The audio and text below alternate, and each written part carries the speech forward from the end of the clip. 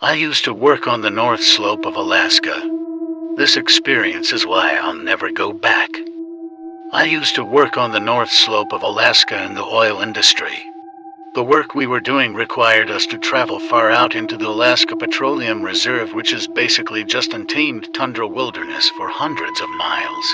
The oil companies would build these long ice roads in the winter that would lead to exploration drilling pads. Our job was to go out after they finished the initial drilling and test rock formations for their oil-producing qualities. It was mid-January. The sun hadn't quite come up yet. And when I say the sun hadn't come up, I mean in almost a month and a half. Polar nights are intense. The particular well site we were traveling to was about 60 miles west of Alpine, Alaska, deep in the wilderness. Our job took a week, but we finished and were headed back to camp to finish our hitch and go home. At the beginning and end of the ice roads are guard shacks that you have to check in and out of for safety, no cell reception, and radios work only up to a distance. If you don't check in or out in a set time, they come looking for you to ensure you're not a popsicle. It was about 4 in the morning, not that it mattered in the land of endless night, and we were halfway across the ice road. Travel was slow as the speed limit on the roads is only 25 miles per hour. When something appeared on the road in our headlights, it was a man, in jeans, sneakers, and a hoodie jacket, walking down an ice road in wilderness tundra at 4 a.m. and it was minus 20 degrees outside. It's not unusual for the local Inuit people to be out this far hunting. Maybe his snowmobile broke down and he's trying to get back to the guard shack. Seemed plausible. He didn't acknowledge us as our trucks rolled up next to him. He just kept shuffling forward. He didn't seem cold. His clothing, while totally not appropriate for this extreme weather, appeared warm and dry.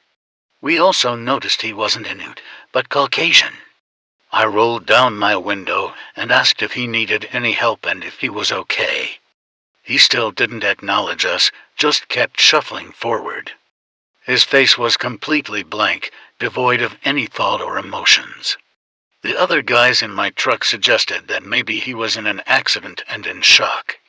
I continued rolling my truck alongside him as he trudged down the road, still trying to get his attention.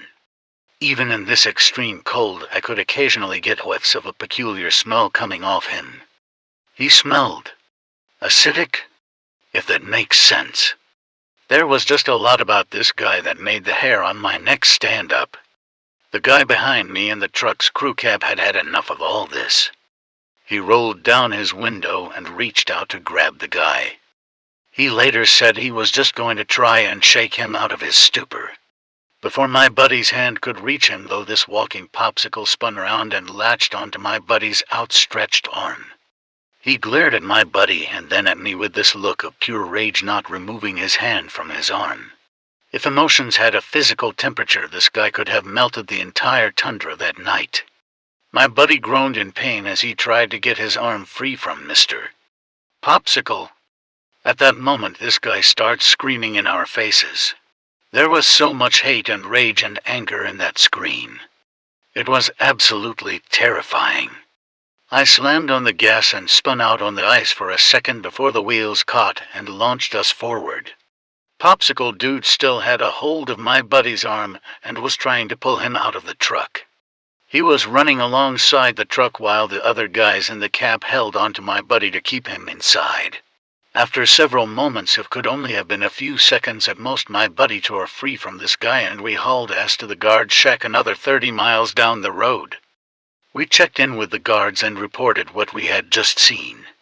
The guard was looking at us like we were pulling a prank, but policy said they had to check it out regardless. My buddy's arm was sore, and when he pulled back his sleeve, there were noticeable bruises in the shape of a hand around his arm. We filed a report with the guard and we're told to head back to our camp. None of us really wanted to talk about what happened, and it was a quiet drive the rest of the way. We flew home the next day. The next time we saw the guard at this shack, we asked him if they ever saw Mr. Popsicle on his patrols. He told us they searched up and down that ice road for a solid 12-hour shift and saw nothing, not even tracks in the snow leading off the road. Follow for more horror stories.